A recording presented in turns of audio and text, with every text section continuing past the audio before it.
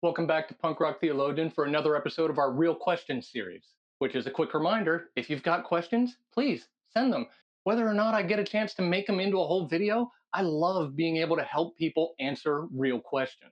Which brings me to this month's question, and it's one that I think is one of the biggest questions. It's one that I'm pretty sure every single one of us has asked at some point in time, from the faithful to the skeptic alike. Because the question is just, if God is really there, then why doesn't he just show up? Like, really show up? Why not write a message in the stars or step out of the clouds and settle the debate once and for all? Why not just prove himself? Think of it like this. We've all been there at some point. You're sitting in your car at 2 a.m., or you're staring at a medical bill, or you're just watching the news. And you think, God, if you would just give me one clear, undeniable sign, I'd never doubt again. We make these silly kind of prayers. God, if you'll just show me, then I will follow you. I'm sure I would. We think that we want like the big show. We want the Hollywood special effects version of faith because we assume that that would settle everything. Of course, seeing is believing, right? We tell ourselves that if the evidence was just a little more like in our face, if it was just there and we could be sure that it's there, I didn't imagine this. I'm not wishing it was this. I'm not like forcing things to come together and say, oh, see, look, this totally lines up. I saw a butterfly, and that totally means God because the butterfly comes from a caterpillar and it says transformation. That's a sign of God. And it's like, maybe it's a sign that there's flowers and butterflies like flowers. Like, we want the big, something absolutely undeniable because we're so convinced that that would be the answer. That would be the thing that we need, that we could hang our entire life on that proof if we just had that proof. But there's a fundamental misunderstanding we have about how the human heart works. We think that our problem is like a lack of information. The problem is that's a lot like waiting for every light to turn green before you're willing to start driving. The truth is, most of us aren't looking for a sign. What we're really looking for is an excuse. My pastor once explained it this way. Said, faith says, I believe it because, but doubt says, I won't believe it until. Like, we have this thing that we're waiting for. We live in the until. I won't follow until I'm sure. I won't pray until I feel something. I won't change until I have proof. We think that if this thing would happen, then that'll fix all the other stuff. But here's the uncomfortable reality of spiritual life. Proof doesn't actually accomplish much. You would think that more evidence would automatically lead to more life change. But history actually shows us the exact opposite. We think undeniable proof is the cure for a hard heart. But the Bible shows us more often it's just like a temporary distraction. And before we even start looking into the history, we need to acknowledge that God hasn't actually left us in the dark. The evidence is already surrounding us every single day.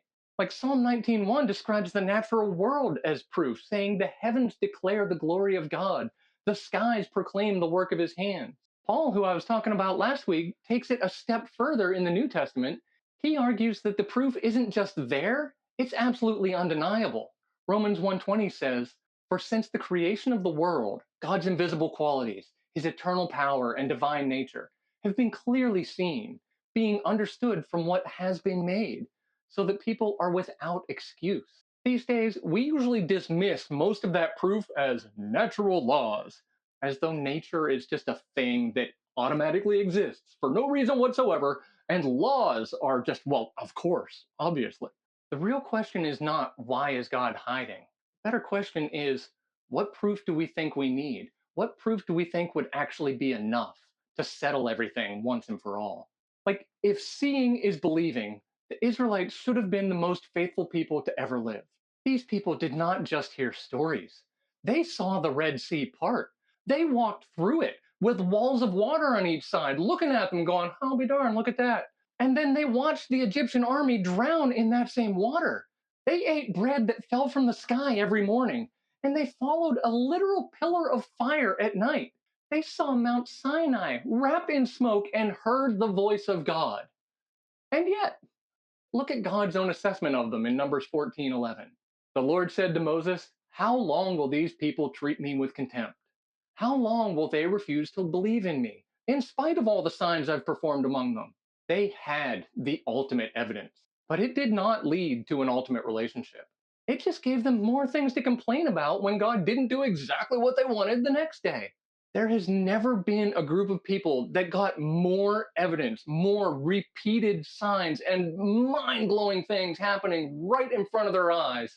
But I don't think there's ever been another group that has had more questions and complaints and grumbling and doubting and saying, is God really here?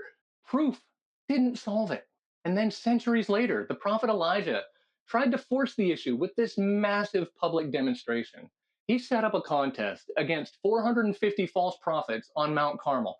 He wanted to settle the God debate once and for all. It's an amazing story. Go read all of 1 Kings 18. But at the end of it, he prayed, and this is what happened, starting at verse 38. Then the fire of the Lord fell and burned up the sacrifice, the wood, the stones, and the soil, and also licked up the water in the trench. When all the people saw this, they fell prostrate and cried, the Lord, he is God! The Lord, he is God! Like, this was undeniable. The crowd fell on their faces. But as epic as that victory was, it barely made a dent in the story. Keep reading. Those people were convinced for a moment, but they weren't converted. The king doesn't change his heart. The queen just responds with a death threat.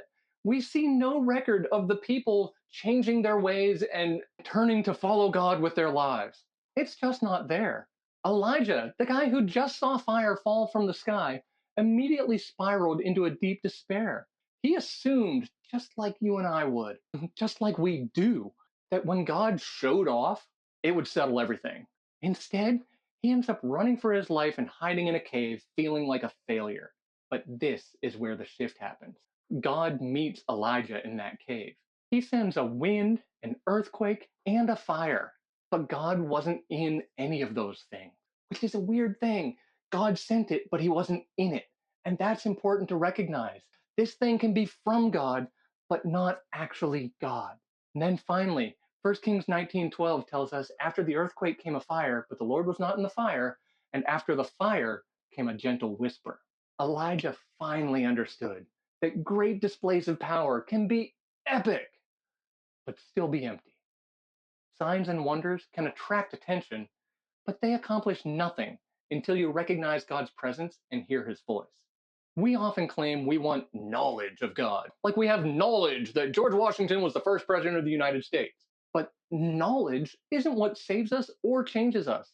If you want to get right down to it, we can know that the resurrection of Jesus is a historical fact based on the evidence.